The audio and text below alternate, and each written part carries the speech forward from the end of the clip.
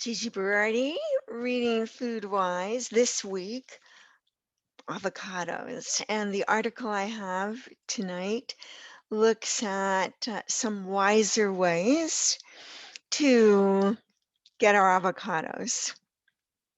So I'm going to mention that there's a dozen or so recipes in the book on vegetables. We start thinking about vegetables, spring vegetables, around this time of year. The image I have is on rhubarb, and you should start looking for rhubarb, those of you in this hemisphere, northern hemisphere, um, and emerging, and the leaves and the stalks need to be separated, and we use the stalks for cooking and baking and for making wine. All right, avocado guacamole. For years in Los Angeles, I took avocados for granted.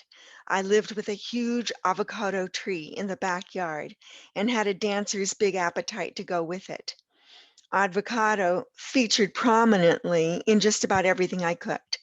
Egg frittata with gobs of avocado and cream cheese, the industrial scale kind before I made my own.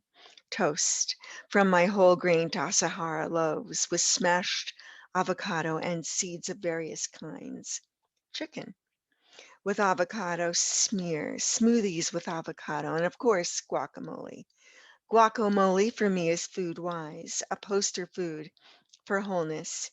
The avocados themselves with coarse salt and pepper, hefty amounts of cumin and other spices, raw garlic and onion made practically invisible by mincing and dicing, or fully exposed in large wedges so you know precisely what you are eating.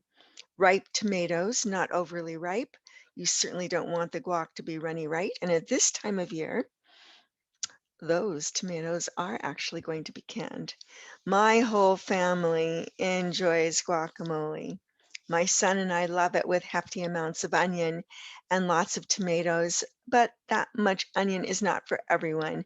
Sometimes I add a spicy salsa, delicious. So I'll just read the ingredients that I use in my avocado guacamole.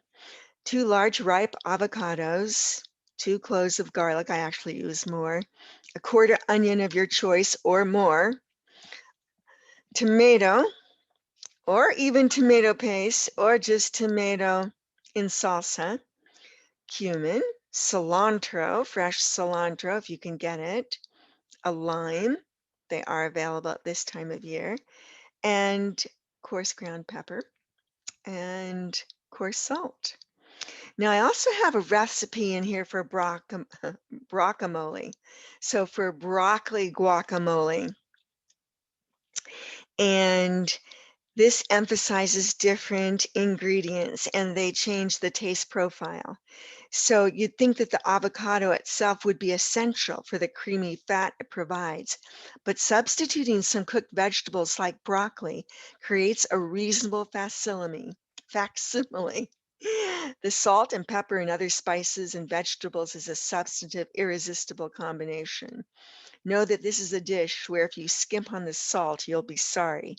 Mashing and stirring. You want to be a little gentle in how you add and stir to avoid an unappealing mush. This recipe won't have quite the smooth feel of the usual avocado version, but it's definitely tasty. There's a bonus. If you mix all in a blender or food processor, you have a delicious salad dressing. The ingredients are the same. You just use a medium head of broccoli cut into florets, which you steam.